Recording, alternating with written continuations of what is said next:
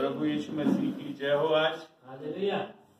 और हम धन्यवाद देते हैं कि आज जिस तरह से परमेश्वर का जन्मोत्सव मनाया जाता है, that would be better.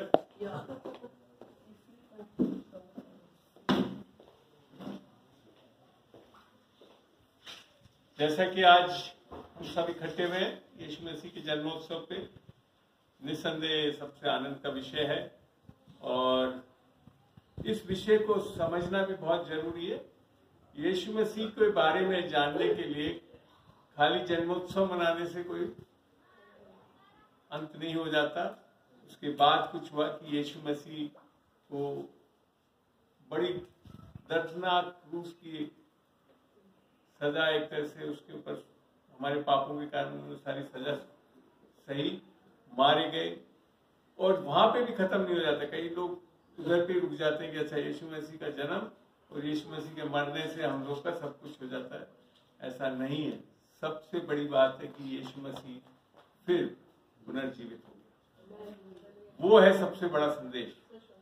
यीशु मसीह के बारे में जानने के लिए तीनों चीज को जानना बहुत जरूरी है कि यीशु मसीह का जन्म हुआ, यीशु मसीह हमारे लिए मारा गया, पूरे जगत के लिए मारा गया क्योंकि उसने सारे जगत का पाप लिया अपने ऊपर, उसका दंड सहा और फिर तीसरे दिन मृतकों में से जी उठा। और इसी को सुसमाचार बोलते हैं, जैसा कि पौलुस समझाता है पहला कुरिन्थियों 15 में कि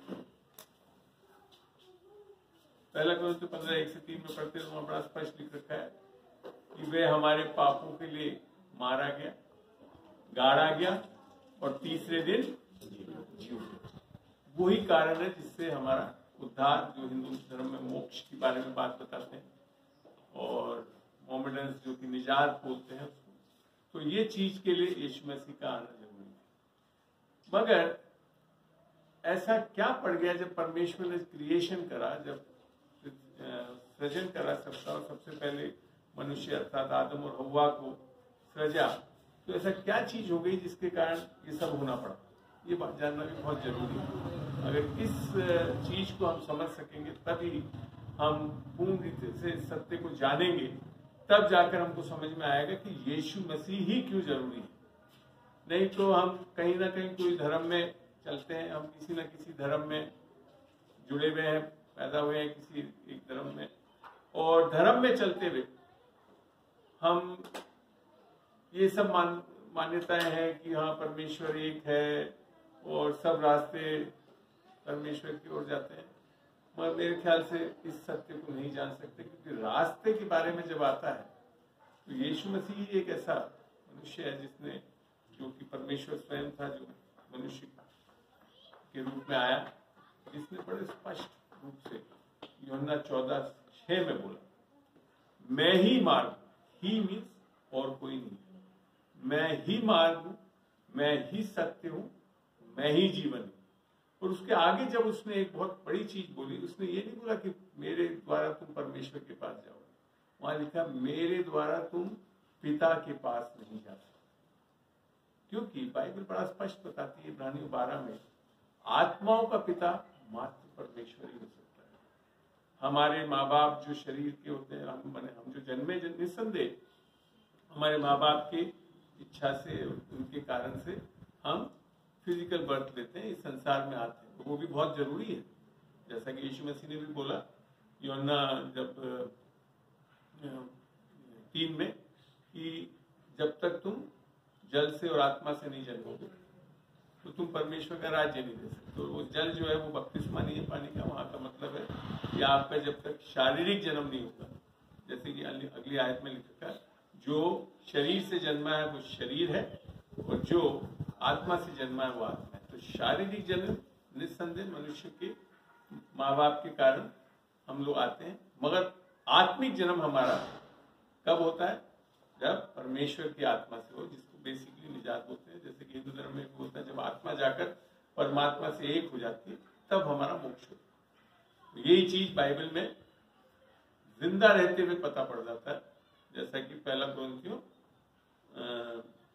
17:6 में लिखा है, जो प्रभु के साथ संगति करता है वो उसके साथ एक आत्मा हो गया। तो ये एक बहुत बड़ी चीज है, जो चीज जानना कि यीशु मसीह का आना। तो हमारी जो ये स्थिति है, जो ये अवस्था है कि हम आत्मिक रूप से परमेश्वर, आत्मिकता क्या है कि जब हम परमेश्वर की आत्मा से जुड़ जाएं। आत्मिकता ये नहीं है ईसाई धर्म में मानने लगते हैं कि हमने अगर सफेद चोगा पहन लिया, ये नहीं कह रहा हूँ कि सफेद चोगा पहनना गलत है, मैं खाली सफेद चोगा पहन लिया या बाइबल अपने बगल में दबा ली या क्रूस टांग लिया, इससे आत्मिक नहीं होती। ये एक बहुत बड़ी गलतफहमी। इसी प्रकार से हम कई लोग अन्य धर्म में मानते हैं कि क्या वो पीले रंग का क्या गेरवा वस्त्र पहन गया और क्या माला पहन लेती है, क्या माला होती है, रुद्राक्ष माला पहन लिया, ऐसी चीजों को पहनने से हम आत्मिक नहीं होते। बाइबल बड़ा स्पष्ट बताती है। पौलुस जो है एक बहुत अच्छा, जिसने मोस्टली पूरे नए नियम को आई थिंक 2/3 ऑफ द नया नियम उन्होंने लिखा है, और वो रोमियो 8:9 में बोलता है जिसमें यीशु की आत्मा नहीं वो उसका जन नहीं।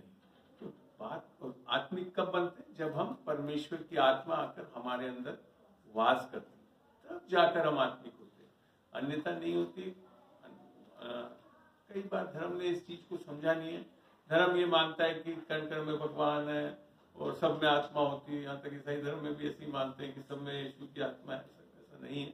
वहां बड़ा स्पष्ट लिख रखा है, जो कोई जब तक परमेश्वर की आत्मा तुम में आकर वास करती है तब तुम उसके जन बनते हो। तो आत्मिकता कब आती है?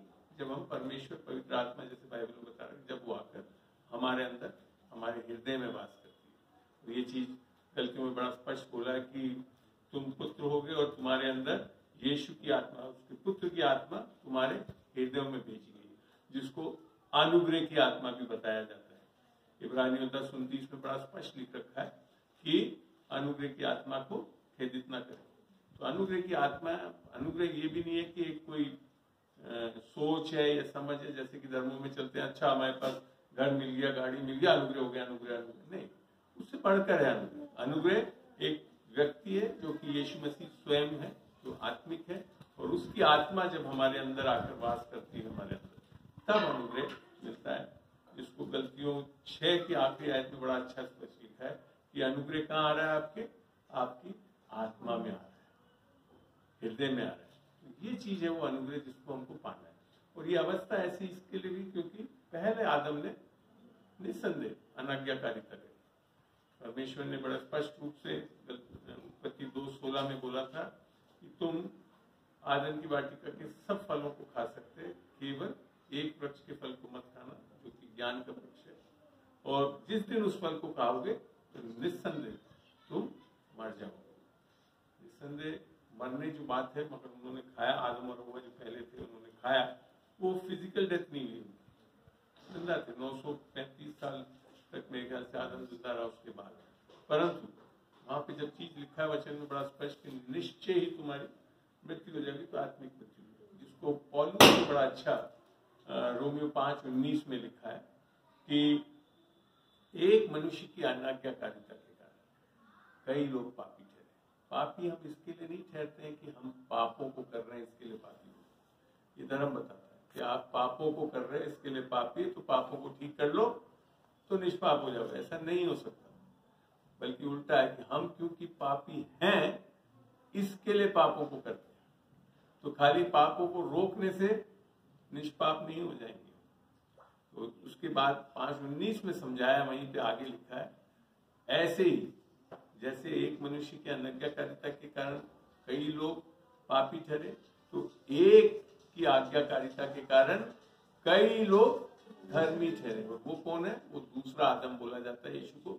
यीशु दूसरा आदम रहा, और वो जब आज्ञाकारी हुआ तो उसकी आज्ञाकारिता के कारण आज हम और आप धर्मी ठहर सकते हैं। इसी के लिए अनुग्रह कि हमारे कर्मों के द्वारा, धर्म हमेशा कर्मों पे आधारित उद्धार मानता है कि हम कुछ अच्छे कर्म करेंगे, बुरे कर्म नहीं करेंगे, तब जाकर हमारा उद्धार होगा। जबकि बाइबल बड़ा स्पष्ट बताती है कि अनुग्रह से उद्धार होता है। और यहाँ तक कि वेदों में, भविष्य पुराण में इन चीजों का बड़ा स्पष्ट उल्लेख भी है कि हमारा उद्धार कर्मों पे आधारित नहीं है, हमारा उद्धार अनुग्रह से होता है। और अनुग्रह कब है?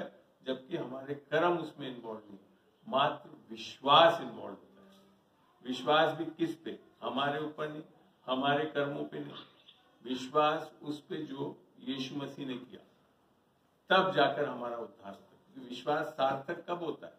जब हम यीशु मसीह ने हमारे लिए क्या किया उसके ऊपर विश्वास करते हैं, तब जाकर हमारा उद्धार हो सकता है। ये चीज जो है मुख्य रूप से बताई जाती है। इसके लिए अब एक चीज और बात आती है, जब आदम पाप में गिरा और उसके कारण पाप जगत में आ गया, जैसे रोमियो 5:12 में बताया है कि एक मनुष्य के कारण पाप जगत में आया और पाप के कारण मृत्यु, और मृत्यु सब में फैल गई और सब ने पाप किया।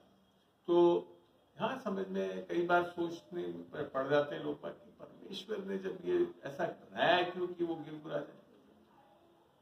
हो सकते हैं ऐसा क्यों करा परमेश्वर, क्या फॉल्टी था क्या ऐसा? ये इसके लिए परमेश्वर की गलती नहीं है, क्योंकि परमेश्वर ने हमारे को स्वेच्छा दी है। इच्छा शक्ति हर मनुष्य में और स्वयं परमेश्वर में भी, और वो हमारी स्वयं की इच्छा है, उस पर आधारित है।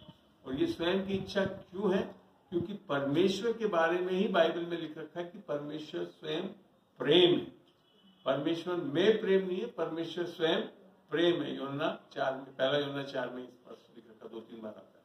तो वहां पे समझ में आता है कि परमेश्वर प्रेम है, और प्रेम का प्रकटीकरण कब हो सकता है? जब फ्री विल हो, स्वेच्छा हो, तभी प्रेम हो सकता है। रोबोट बटन दबाने से ऐसा नहीं कर सकते। परमेश्वर अगर चाहता तो ऐसा बना सकता था मनुष्य को कि रोबोट बना, मगर वो खुद स्वयं प्रेम है, तो उसने हमारे को भी, क्योंकि बाइबल बड़ा स्पष्ट बताती है कि हमको किसके स्वरूप में बनाया परमेश्वर ने?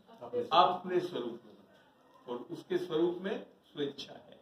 तो हमारे में भी वो स्वेच्छा है, उसी के कारण ये हमारी जिम्मेदारी थी कि कोई चीज परमेश्वर ने बताया तो उस पर विश्वास करना था और उस पर अडिग रहना था। और जो हमारे अधिकार को, जो कि हम स्वेच्छा से इस्तेमाल करते हैं, हमारा अधिकार भी हम जोरा मर्जी कोई नहीं इस्तेमाल कर सकते। हमारी इच्छा है तो हम अपने अधिकारों को इस्तेमाल करेंगे, तब जाकर ये संभव हो सकता। तो आदम और हव्वा के पास ये अधिकार था, स्वेच्छा थी कि उनको परमेश्वर की बात को माने रहना चाहिए था, तब जाकर वो बच सकते थे, पाप में नहीं गिरते।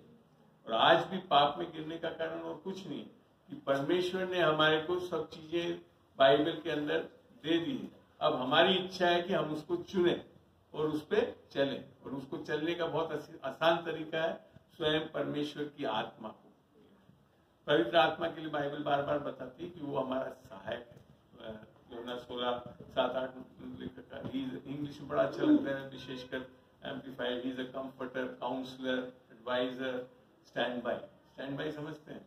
आजकल हम लोग इन्वर्टर यूज करते हैं बहुत लोग। तो इन्वर्टर कब काम करता है? जब मेन जो है बंद हो जाए।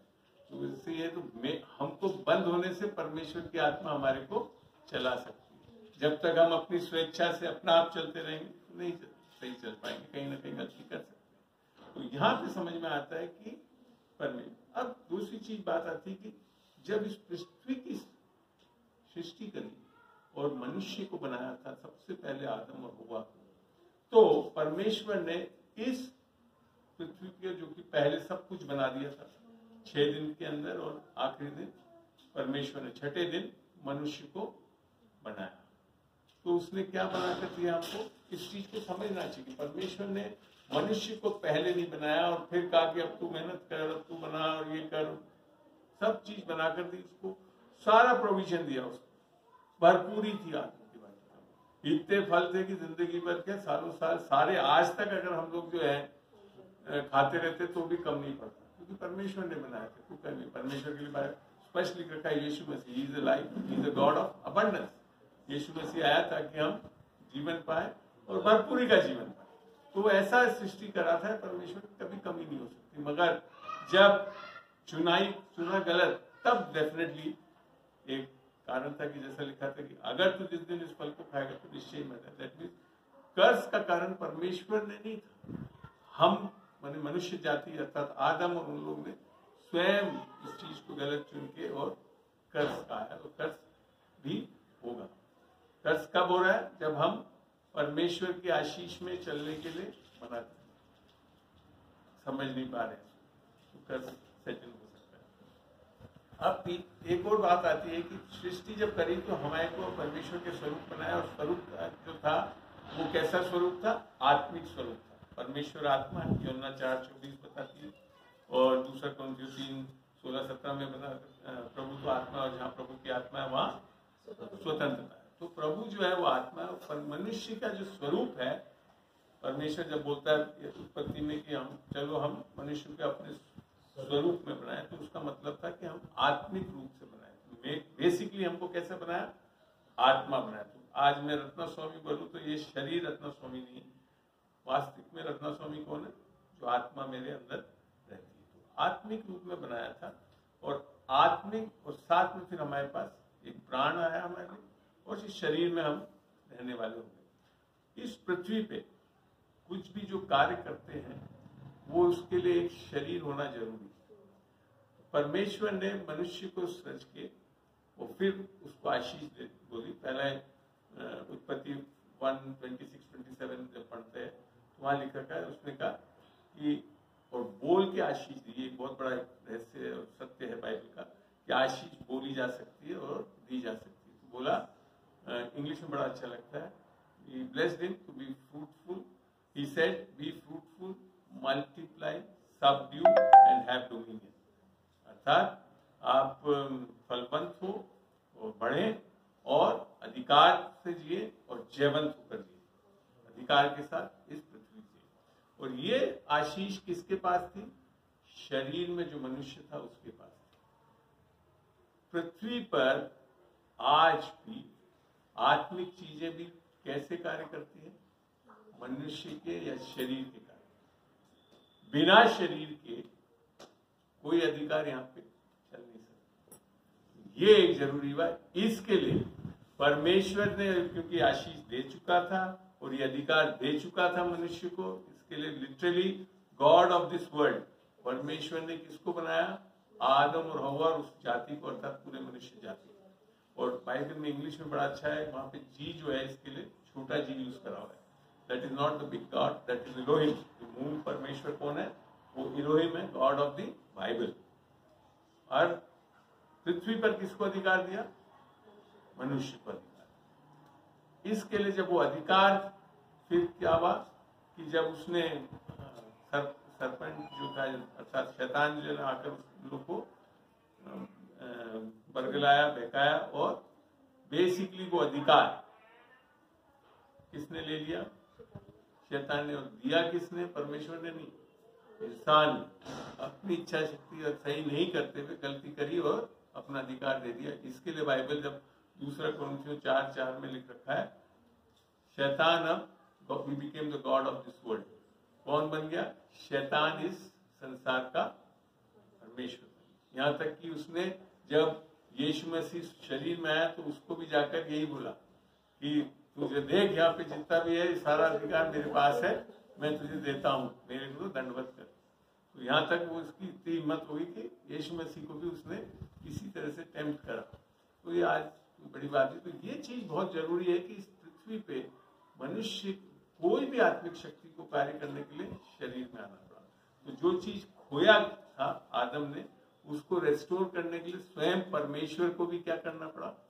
देहधारी होना पड़ा। अगर देहधारी नहीं होता तो ये अधिकार के बारे में उन्हें अपने आप को ही वो निगेट कर देता, क्योंकि यहाँ पे शरीर में अधिकार दिया था, मनुष्य को दिया था। तो इसके लिए जैसा जॉन, गॉस्पेल ऑफ जॉन 1 में लिखा था, आदि में परमेश्वर था, आदि में वचन था, वचन परमेश्वर के साथ था, वचन स्वयं परमेश्वर था। और ये वचन के नीचे लिखा है वहां पे कि वे देहधारी हुआ और जो उसने पूरी सृष्टि करी उनके बीच में आया, तब भी उन लोगों ने नहीं जाना। पर लिखा है जितनों ने उसे ग्रहण किया उसने उसको उनको अधिकार दिया। किसका अधिकार?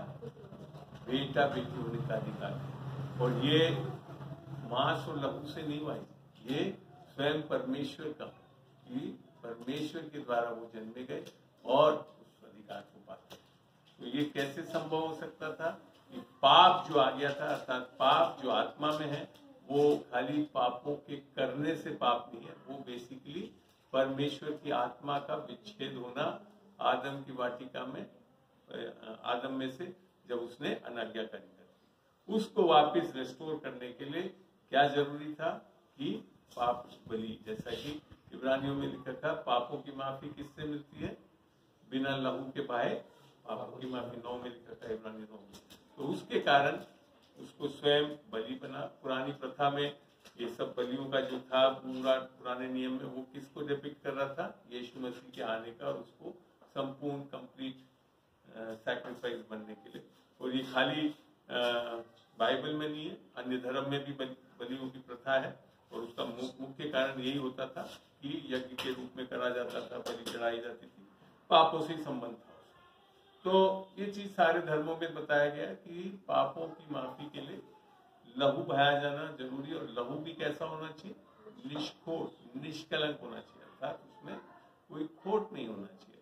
तो इस चीज को ध्यान में रखते हुए यीशु मसीह वह आया। और इब्रानियों 10 में जब पढ़ोगे तो वहां लिख रखा है कि पुराने नियम के अनुसार जब वो बहुत अच्छी बात थी कि बलि चढ़ाते थे, मगर उस बलियों से पाप ढांपे जा सकते, पाप हट नहीं सकते। इसके लिए हर साल बलि प्रथा चलती रहती थी, पापों के कारण बलि चढ़ानी पड़ती। फिर बाद में लिखा है कि अब मैं जाता हूँ, and he became the complete sacrifice, और कोई नहीं बन सकता। और वो भी किस रूप में आना था?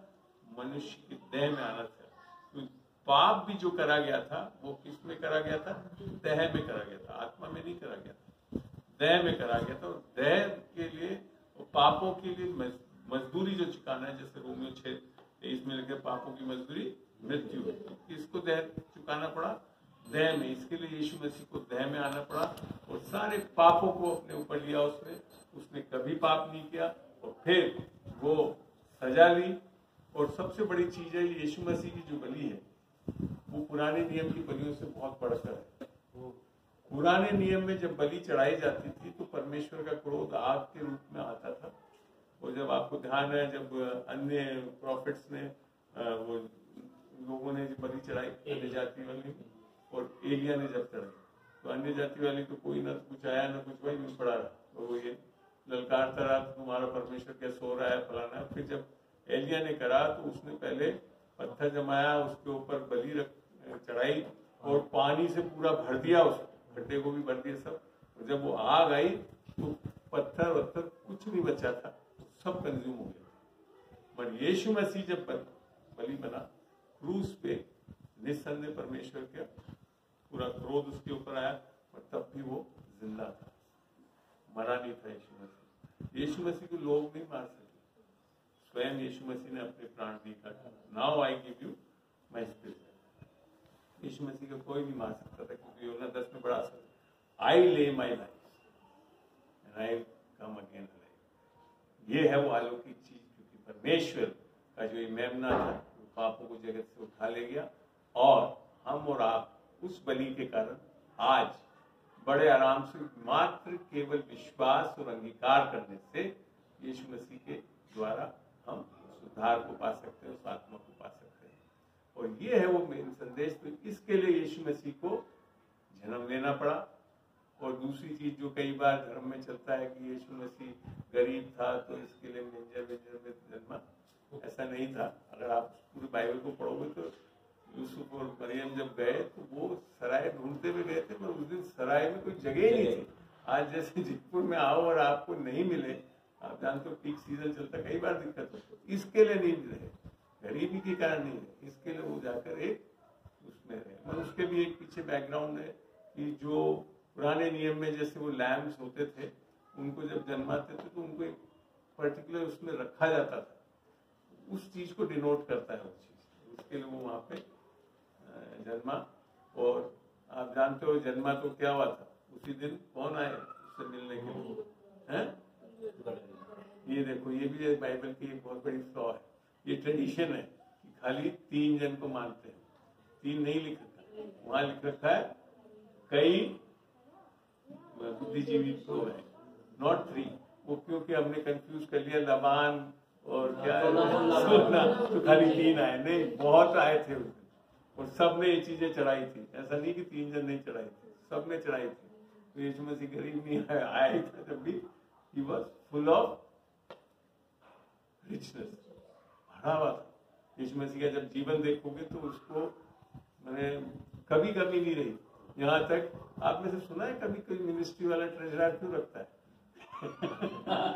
जब बहुत पैसा होता है तब रखना पड़ता। तो उसका एक ट्रेजरर था, अर्थात वो भी कौन था, ऐसा ट्रेजरर जो चोरी करता था। तब भी यीशु मसीह के पास कभी भी मिनिस्ट्री के लिए कमी नहीं। ये सब हम लोग की सोच है, ट्रेडिशनली हम कहीं ना कहीं से पढ़ लेते हैं, सिखाया जा रहा है, इसके लिए मत। यीशु मसीह कभी गरीब नहीं रहा इस दुनिया में, एक्सेप्ट एट वन प्लेस, वो था रूस पे।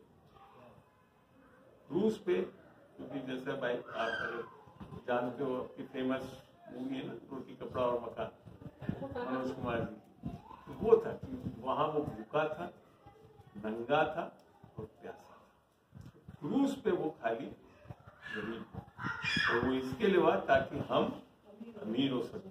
जैसा कुरान में लिखा था, ही took the poverty so that we can become rich। यीशु मसीह कभी भी आत्मिक रूप से गरीब नहीं, खाली वहां पे भौतिक रूप से वो गरीब हुआ, और उसके कारण आज हम एक आशीष को पाते हैं। पॉवर्टी कभी भी हम लोग को एक्सेप्ट नहीं करनी चाहिए, it is a curse and it is not from God. क्योंकि परमेश्वर तो इस पूरे संसार का सजने वाला, सारा सोना चांदी हीरे जवाहरात सब किसका है, परमेश्वर का। बाइबल में लिखा है शाम से। और हम लोगों को कभी भी पॉवर्टी को चुनना नहीं, वो आपकी इच्छा है। आप अगर गरीब रहना चाहते तो रहिए, मैं तो नहीं रहना चाहता, क्योंकि परमेश्वर ने हमको क्या दिया, आशीष, भरपूरी का जीवन। और इसके लिए नहीं अमीर बनना है कि हम अपने आप के लिए जिए, क्योंकि परमेश्वर का वचन यही बताता है, जब दूसरा Corinthians 5 पढ़ते हैं, लव ऑफ क्राइस्ट कंस्ट्रेनथ। परमेश्वर का प्रेम हमें विवश करता है कि हम अब अपने आप के लिए जीने वाले ना हो, परंतु उसके लिए जो हमारे लिए मारा गया और तीसरे दिन जी उठा। Purpose of our richness is not for us, अपने आप के लिए बटोर के रखने के लिए नहीं है। मगर ऐसा भी नहीं कि हम गरीबी में रहें। बाइबल में इस चीज को भी गलत बोल देते कि हाँ, यीशु मसीह ने बोला ना कि क्या लोमड़ी के तो पट होते हैं और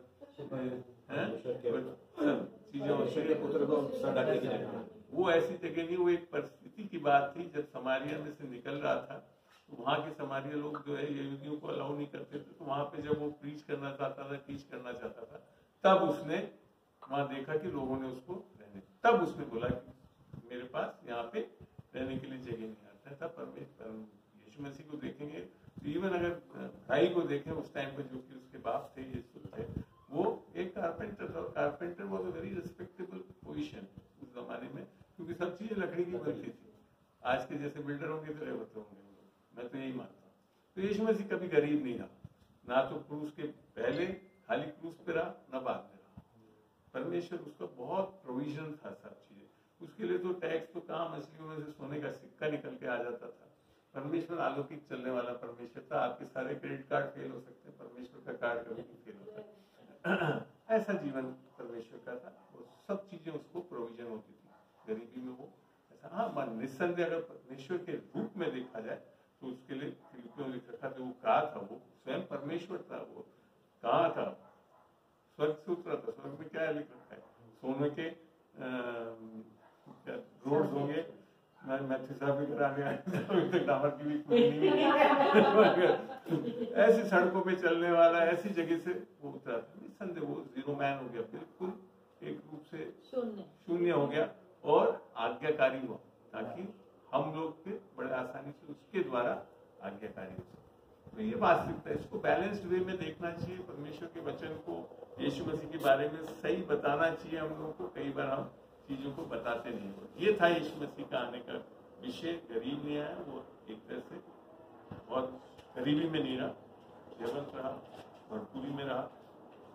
आया इसीलिए ताकि हम जीवन पाए, और भरपूरी का जीवन हो। किसके लिए, ताकि हम परमेश्वर के लिए कार्य करने वाले हो। हमारे को इस संसार में अगर आप परमेश्वर के राज्य में हर चीज करने वाले, बोने वाले, काटने वाले सब बने नहीं, तो सही में आपका इस जीवन असफल रहा। चाहे आप कितने बड़े बिजनेसमैन हो, अंबानी हो। वैसे तो मैं अंबानी को भी अमीर नहीं मानता। अंबानी एक ऐसा अमीर है जो कि कर्जदार है। अगर आज उसको पूरा कर्ज चुकाना पड़ जाए तो उसके पास कुछ नहीं बचेगा। मगर मैं आज एक पैसा कर्ज नहीं ले रखा, मैं उससे बहुत अमीर हूँ। समझ में आई बात? ये चीज समझना बहुत जरूरी। हम लोग के दुनिया की स्टैंडर्ड्स को भी नहीं समझते कि अमीरी क्या है, गरीबी क्या है। हम सोचते हैं कि अंबानी और ये लोग अमीर नहीं हो सकते। अगर आज मैं बता दूं अंबानी को पूरा अपना कर्ज आज चुकाना पड़ जाए, टूटी कोड़ी नहीं रहेगी उसके पास। उसकी औरत जो पहनती है जूते पूते सब बंद हो जाएंगे, पीछे जाएंगे तब भी नहीं कर पाएंगे। ये है वास्तविकता, ठीक है ना। तो इस चीजों को समझने से समझ में आता है कि यीशु मसीह के साथ जीवन निस्संदेह भरपूरी सामर्थ्य जीवन, क्योंकि हम अभी ये लोग ये जानते नहीं कि कौन है हमारा विद्रोही। वो है शैतान। और शैतान को भी सही में बाइबल में समझ नहीं पा रहे हम लोग कि यीशु मसीह के क्रूस पे किए गए कार्य के कारण आज वो निढाल हो चुका है, सारी सामर्थ को खो चुका है। आज वो आपको कैसे बहकाता है, खाली अपने इंग्लिश में लिखा वाइल्स ऑफ द डेविल, अर्थात झूठ के कारण वो आपको फंसाता है और आप ही की सामर्थ को लेकर आपके विरुद्ध काम करता है।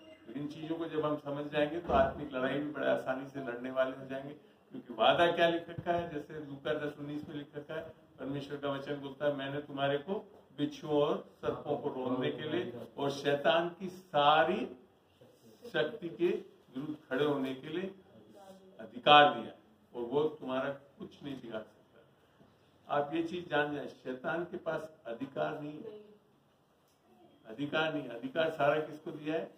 हमको। यही चीज मत्ती 28 में भी कहाँ पे अधिकार खोया था, वहां लिख रखा है, यीशु मसीह कहता है स्वर्ग पे और पृथ्वी पे सारा अधिकार मेरे पास है। पृथ्वी पे अधिकार किससे खोया गया था? देह में खोया गया था, और उस चीज को यीशु मसीह इसके लिए देह में आया, जन्मा, और उसने उस अधिकार को वापस ले लिया। और आज हमको वो अधिकार कब मिलता है? जब हम यीशु मसीह में हैं, उद्धार पाए हुए हैं, तो वो सारा अधिकार हमको मिल जाता है। अब ये अधिकार क्यों नहीं खो सकते? आदम ने तो खो दिया था, अधिकार दे दिया।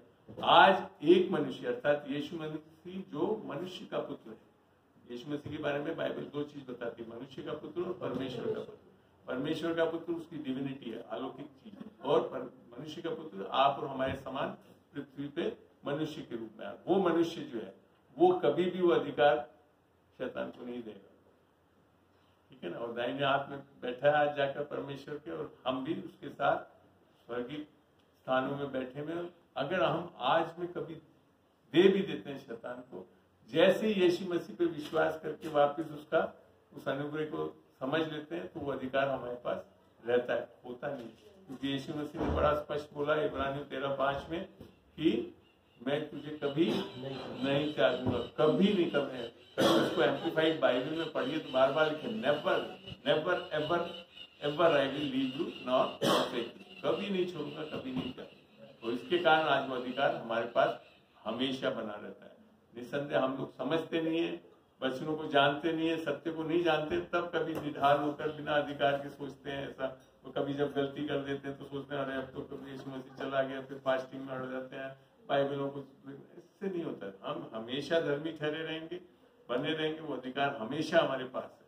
वही अधिकार था जिसको पतरस और यूहन्ना ने जो है, जब वो लंगड़े को जो वहां बैठा होता टेम्पल में, क्या जो मेरे पास है वो मैं तुझे देता हूँ, क्या दिया? वो अपना अधिकार, वो विश्वास था जो उसके पास था, और दिया, उस पर वो खड़ा हुआ। तो वो अधिकार आज हमारे पास है, वो विश्वास आज हमारे को दान में मिला हुआ है। इस चीजों को हम समझना चाहिए कि इसके लिए यीशु मसीह जन्मा, देह में आया, देह में उसने उस कार्य को पूरा करा और तीसरे दिन जी उठा। क्योंकि हमारा विश्वास निरर्थक है अगर हम यीशु मसीह नहीं उठा। पहला कुरिन्थियों 15 में जब हम पढ़ेंगे तो वहां लिखा था अगर यीशु मसीह जी नहीं उठा तो फिर हम बेकार का प्रचार कर रहे हैं। तो असली चीज क्या है? खाली यीशु मसीह का जन्म ही नहीं, यीशु मसीह का जन्म निस्संदेह इंपॉर्टेंट है, क्योंकि देह में आना बहुत जरूरी था। और वो भी किस कारण से हो रहा है? अंगीकार करने से। जब मरियम ने अंगीकार किया, जैसा तू बोलता है वैसा मेरे साथ हो जाए, तब जाकर वो देह में आ सका। आप समझते, मरियम ने अगर वो अंगीकार नहीं करा होता, यीशु मसीह देह में नहीं आ सकता। सब चीज परमेश्वर के हाथ में नहीं, बहुत चीजें हमारे हाथ में। संसार में धैर्य है जो अधिकार को इस्तेमाल करता है। इसके कारण यीशु मसीह जन्मा, और उस दिन फिर मैसेज क्या मिला कि आज दाऊद के शहर में, लूका 2 में लिख रखा है कि आज दाऊद के शहर में एक उद्धारकर्ता जन्मा है जो यीशु मसीह प्रभु है, अर्थात he is the Lord and saviour. जिसको और उसने बार बार बोला कि अगर यदि तुम यीशु मसीह को प्रभु जान के मुख से अंगीकार करते हो, रोमियो 10:9 में लिखा है, यदि तुम प्रभु को जानकर मुख से अंगीकार करते हो, मन में विश्वास करते हो कि वो मेरे पाप के लिए मारा गया, गाड़ा गया और तीसरे दिन जी उठा, निश्चय ही उद्धार पाओ। तो ये है पूरा संदेश जन्म, मृत्यु और जी उठने का, जो कि आज हमको सार्थक बनाता है कि हम उस जीवन को पाएं जो कि अलौकिक जीवन है, अनंत जीवन है। अनंत जीवन ये नहीं कि हम जाकर स्वर्ग में पहुंच जाएंगे। आपको मैं बता दूं, ये परमेश्वर जब स्वर्ग नहीं बनाया था परमेश्वर ने इस तरह से, निसंदेह स्वर्ग है। आप सोच सकते हैं जब कुछ नहीं सृजा था, अर्थात जैसे बाइबल में लिखा था जेनेसिस में, he created heaven's and earth, तो कहाँ था परमेश्वर? परमेश्वर आपको खाली हेवन पहुंचाने के लिए नहीं ला रहा है परमेश्वर। ये हम लोग खाली इसी में सीमित हो जाता, अच्छा है हम स्वर्ग में चले जाएंगे, हेवन में पहुंच नहीं। आत्मिक रूप से परमेश्वर से जुड़ने के लिए बनाया था, वो है असली चीज। हेवन से भी बढ़कर क्या है? यीशु मसीह के साथ आत्मा में परमेश्वर की आत्मा से जुड़ना, जो कि अनंत जीवन है। जैसा कि यूहन्ना 17:1-3 में अनंत जीवन क्या है कि मात्र उस एक परमेश्वर को और यीशु मसीह को जानना, अर्थात रिश्ता पाना। अगर हेवन नहीं भी हो तब भी असली चीज क्या है? रिश्ता पाना, अनंत जीवन वो है। उसको खाली हम लोग खाली चर्चों में बैठ के यही सोचते हैं अनंत जीवन क्या है कि स्वर्ग पहुंच जाएंगे मरने के बाद। नहीं, उससे बढ़कर अनंत जीवन, इसी जीवन में रहते हुए यीशु मसीह के साथ जुड़ के, जो कि सच्चा परमेश्वर है, मूर्ति से अलग होकर, मूर्तियों से अलग होकर। क्रिश्चियनिटी में भी आप देखोगे आज मूर्ति पूजा और ये सब आ चुका है, उससे नहीं, वो नहीं है रिलीजन, वो नहीं है इसका पर्पस। यीशु मसीह का पर्पस है हमारे को मसीहत देना, अर्थात रिश्ता देना है, और ये चीज उसने पूरा किया जन्म। इसके लिए आज हम जो कोई भी उस यीशु मसीह को प्रभु जान के अंगीकार करता है, मुख से, मन से विश्वास करता है, उस अनंत जीवन को पा सकता है, उसको ग्रहण कर सकता है। यीशु मसीह की पवित्र आत्मा उसके शरीर में, उसकी आत्मा में आकर वास करेगी। और ऐसे ही कुछ मेरे साथ 1998 में मैं एक ईसाई परिवार से होते हुए भी इस परमेश्वर को नहीं जानता था, ना तो कोई बाइबल पढ़ता था, ना कुछ करता था। मेरे को ये नहीं पता था कि वो पुराना नियम क्या है, नया नियम क्या है। मेरे बच्चे ज्यादा संडे स्कूल थे, अमन के पास बैठना पड़ता था मेरे को बाइबल। जब हमारे घर में मीटिंग होती थी, विशेषकर रॉबर्ट अंकल लेते तो कहते थे अपनी अपनी बाइबल खोलो, तो मैं कहता था बाइबल मेरी, अमन खोलेगा। ऐसी स्थिति थी। मैं तब परमेश्वर को जाना मैंने, क्योंकि मेरे को जब समझ में आया कि उद्धार करता जरूरी है।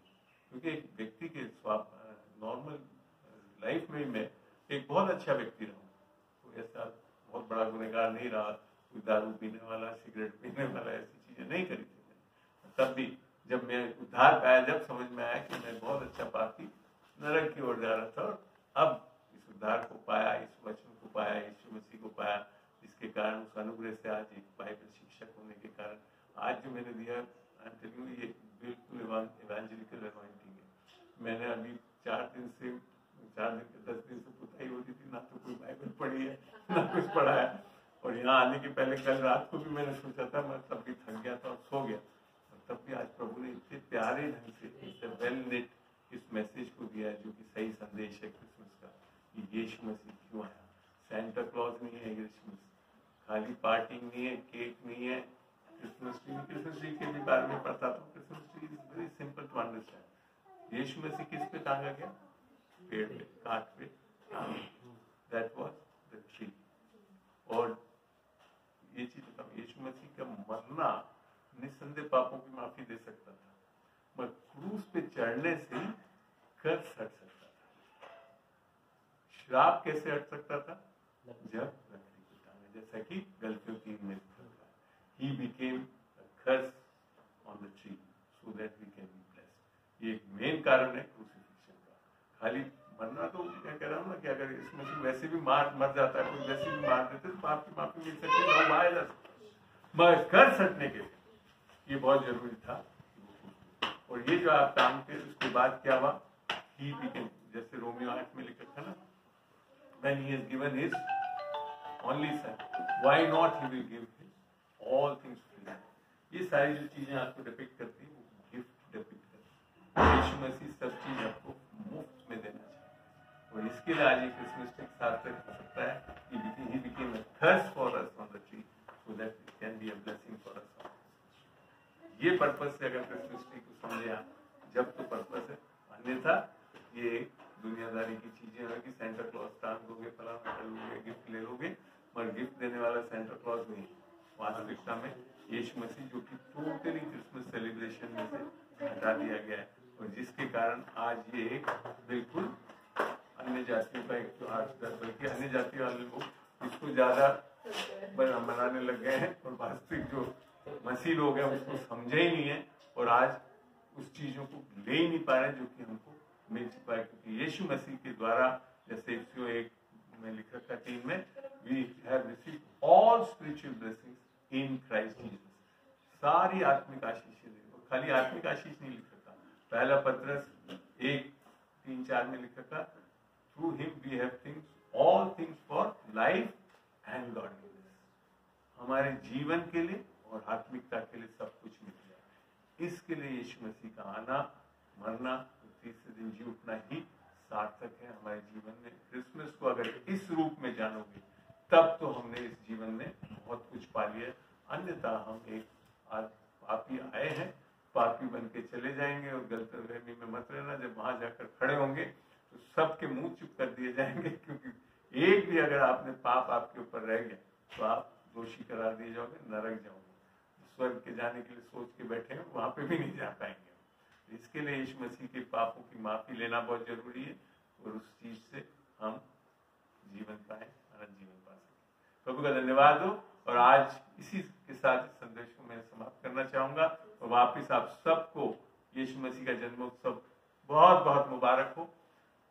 Let it be A merry Christmas. इस मैसेज को लें, लोगों को बांटें, लोगों के बीच में बताएं। आपके कभी भी कोई सवाल हो, नंबर आपके अनिल जी के पास है, सबके पास है, मेरा नंबर चाहे नोट से कर सकते हैं, 9414060303 व्हाट्सएप नंबर है। आप अपने कोई भी सवाल जो बिब्लिकल हो या इस संसार के हो, क्रिसमस के बारे में हो, ये चीजें आप पूछ सकते हैं मेरे से।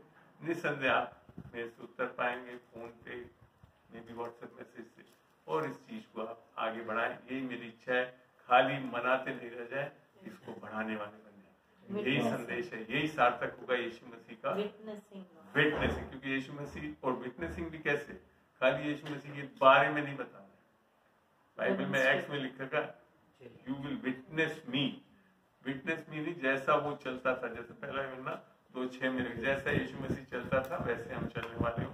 यही चीज हमने अपने जीवन में देखा। मैं और बीना जो मिनिस्ट्री करते हैं उसमें यही पाते हैं, जैसे यीशु मसीह चलता था, चंगाइयां, छुटकारे, दुष्ट आत्मा को निकालने, सब चीजें हम कर सकते हैं, और तब लोग समझ पाएंगे कि यीशु मसीह क्यों आया। आमीन। प्रभु धन्यवाद। जय मसीह की।